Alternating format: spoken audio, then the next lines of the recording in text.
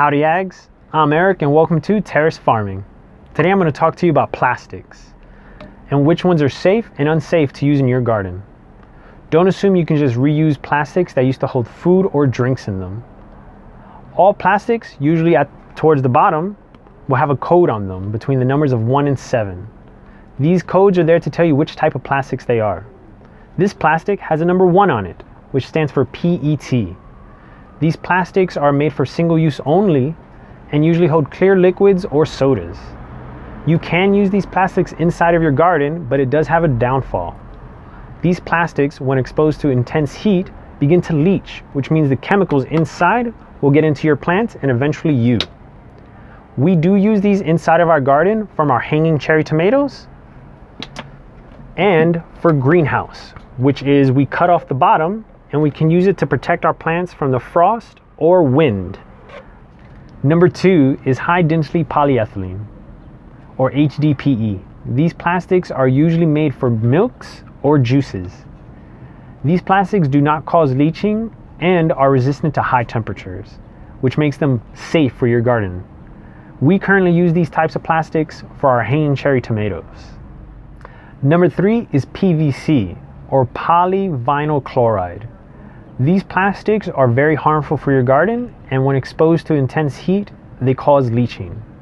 I currently do not have one of these plastics because you cannot use them on your plants. They have chemicals inside of them that when they leach into your plants and get into you, can cause a lot of harm to natural hormones.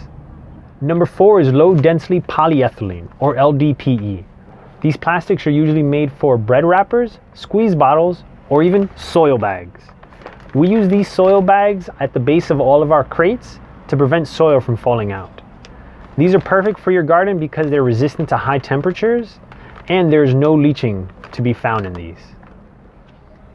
Number 5 is polypropylene, or PP.